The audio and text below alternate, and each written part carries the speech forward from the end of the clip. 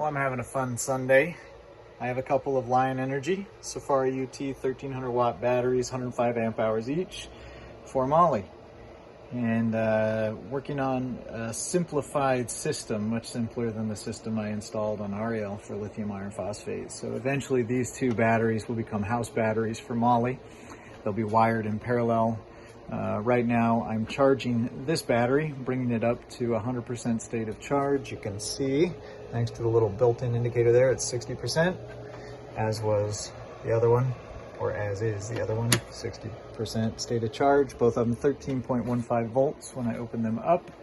So what I've done is I've set up a little station here. I've got a couple of, actually those are Molly's old house batteries right there, two lead acid 6-volt batteries wired together in series for a total of what should be about 220 amp hours, which only 50% of that is usable, so 110 amp hours. So basically those two batteries have the capacity of one of these batteries. So adding these two together, we're going to double Molly's house bank.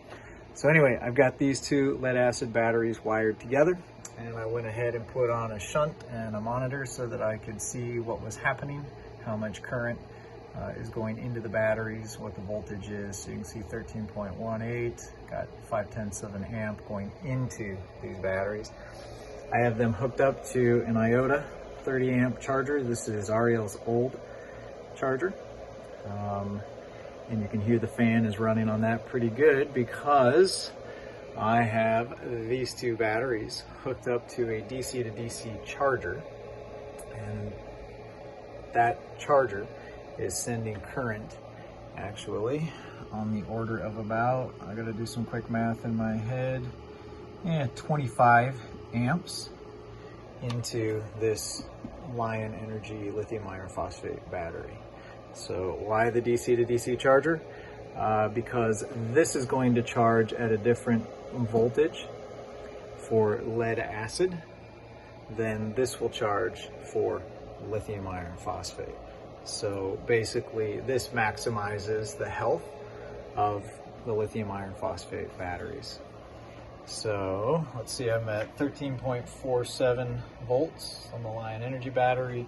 Like I said, 25 amps going into that battery from the DC to DC charger. And then just for kicks, let's see how many amps are, so let's see, yeah, okay, 7.8. We're gonna put this on here, and we're gonna have to subtract 7.8. So basically this is putting in 29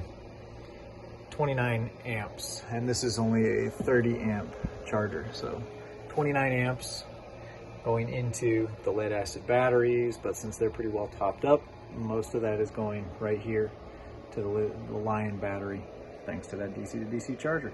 Pretty cool, huh?